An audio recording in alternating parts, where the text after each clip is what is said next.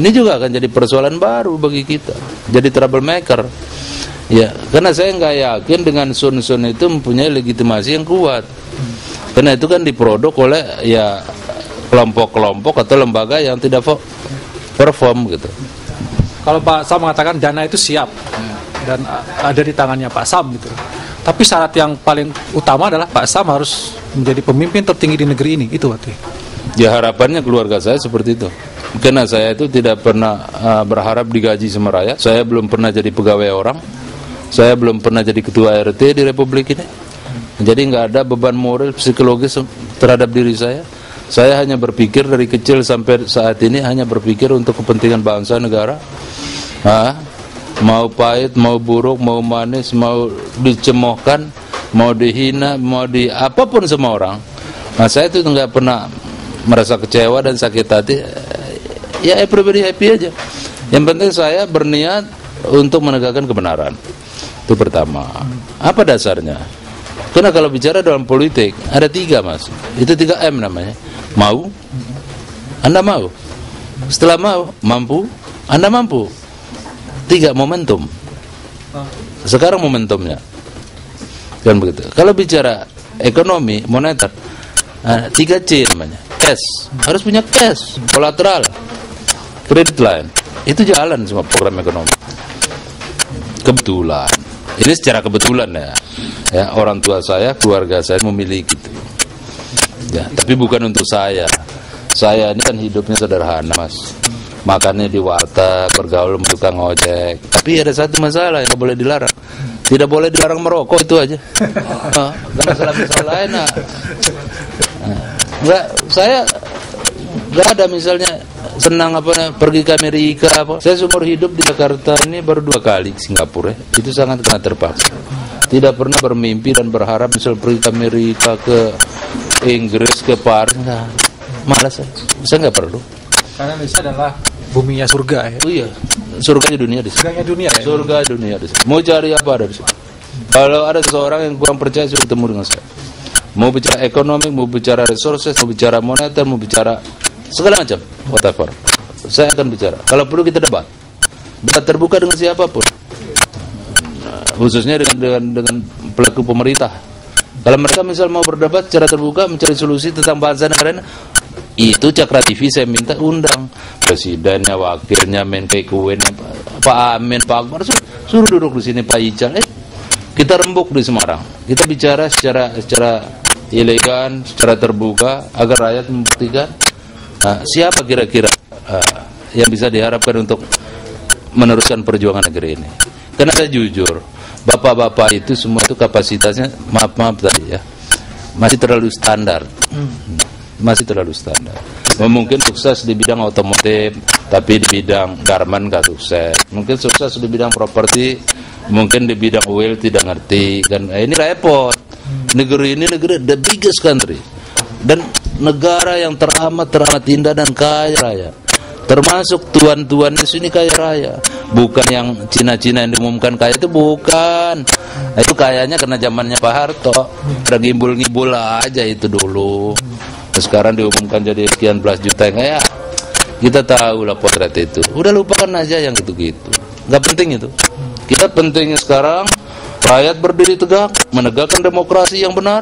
Bukan demokrasi liberal, bukan demokrasi ala Amerika, tapi demokrasi Pancasila. Demokrasi Pancasila. Kembali ke Pancasila, Undang-Undang Dasar 45. Persiapkan pemimpin yang kaliber, yang berani melakukan kontrak nyawa di depan rakyat, yang punya kapasitas tinggi untuk membangun negeri ini, bahkan dunia, agar mewujudkan gemah ripalo jinawi mercusuar katane Pak Karno. Kita lakukan sekarang. Jangan pakai tahun depan wasting time aja. Kita ini perlu pikirkan regenerasi. Yang tua-tua, yang senior-senior cukup jadi penasehat. Berilah kesempatan emas kepada generasi muda. Anda umur 40-an tahun masih energik, bisa membangun informasi teknologi yang modern. Masa kita kalah dengan negara bombe? Bikin laptop cuma 300.000. Di sini laptop pakai juta-juta. Ini kan seluruh potensi kemampuan berpikir bangsa ini satu grade di atas Yahudi. Cuman ada cumannya. Semuanya? Tidak kepada setiap orang diberikan itu akal pikiran cerdas oleh Sang Pencipta, kepada orang-orang pilihan, kepada orang-orang yang sejati, yang berhati mulia. Jelas. Kalau Pak Sam misalnya jadi presiden gitu misalnya, itu bisa menjanjikan kesejahteraan bagi seluruh rakyat Indonesia, tidak ada lagi rakyat Indonesia yang miskin gitu Pak. Kalau rakyat ini percaya ke saya jadi pemimpinnya, ya, haram hukumnya ada orang miskin, karena tidak masuk akal. Mau dihitung secara matematik ekonomi, secara finansial, mau secara moneter, mau secara apapun, sangat-sangat tidak masuk akal sehat saya. Saya ini tidak bersekolah seperti saudara-saudara saya yang lain, tapi saya bersekolah itu dari masyarakat, dari alam, dari kenyataan. Maka saya tahu persis, gak mungkin ada orang miskin di Republik ini, dengan kekuatan, kehebatan begitu hebat. Gak akan. Saya jamin. Maka saya bilang, ada yang berani kontrak nyawa untuk negara. Jadi bukan kontrak politik itu bohong, Mas. Karena politik itu ngomong-ngomong nanti berantem di sini, di sana itu mojok, setengah kamar, bagi-bagi amplop kan. One for you, one for me. Ini masalah moral. Jadi kalau selamanya moral mentalnya bobrok, udahlah jangan kita bicara negara, percuma. Buang-buang energi aja. Sekarang potretnya kan begitu. Si ini bilang Pak SBY korupsi, Pak SBY bilang saya paling depan memberantas korupsi. Ini kan serba menuduh. Maksud saya udahlah, anggaplah kalian tuh korupsi berjamaah kan begitu. Udah selesai aja lah, goodbye aja lah. Mundur sajalah dari. Buang-buang energi kan. Toh kita juga nanti suatu saat juga akan kembali ke Allah, kembali ke akhirat. Lebih baik kita persiapkan diri, menuju ke akhirat kelak, daripada kita berbohong, berdusta dan lain sebagainya. Alam marah, Allah marah. Jangan macam-macam. Iya, kalau rakyat marah, apa yang terjadi? Bisa repot ya. Siapa yang tanggung jawab? Baik. Loh, suruh tentara bilang suruh bela tanah air, rumah ngontrak, air beli dari orang Perancis. Ya, bicara bela tanah air, kasihan lah, itu kan saudara kita, garda terdepan bangsa ini. Mereka tuh harus ditingkatkan gaji. Masa ada jenderal gaji 2,5 juta? Gimana sih, nggak masuk akal, nggak manusiawi itu namanya. Mungkin yang terakhir Pak, closing statement Pak Sam terhadap bangsa dan negara ini apa yang?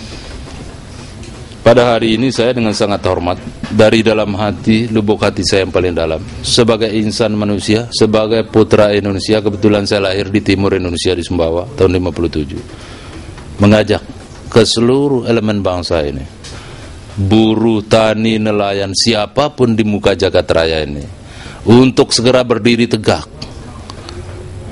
berdiri di atas kaki sendiri, membangun negeri ini bersama-sama dengan getar PNI, dengan bismillah. Semua harta, uang, kekayaan apapun saya pertanggungjawabkan ada.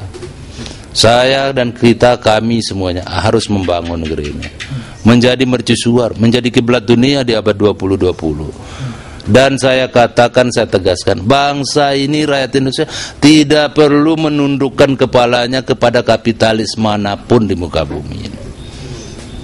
Tidak perlu terjadi. Kita cukup membangun hubungan bilateral. Bangsa ini tidak boleh diintervensi oleh kapitalis manapun, Amerika Serikat dan sekutu-sekutu. Haram hukum. Karena kita sudah punya harkat, kedaulatan dan martabat sebagai bangsa yang berdaulat dan merdeka. Terima kasih. Baik, demikian pemirsa Cakra Sembarang TV, dialog khusus kita dengan Pak Sam, dan luar biasa, dan kita berharap memang bangsa Indonesia tidak hanya menjadi bangsa yang tunduk kepada bangsa lain, tapi bisa menjadi bangsa yang berdiri tegar, dan justru bangsa lain yang harusnya tunduk pada kita. Itu pesan Pak Sam, dan rakyat Indonesia, marilah kita bangkit bersama dan kita song-song kemakmuran, kesejahteraan bagi kita semua. Sekali lagi terima kasih, sampai jumpa di dialog khusus berikutnya.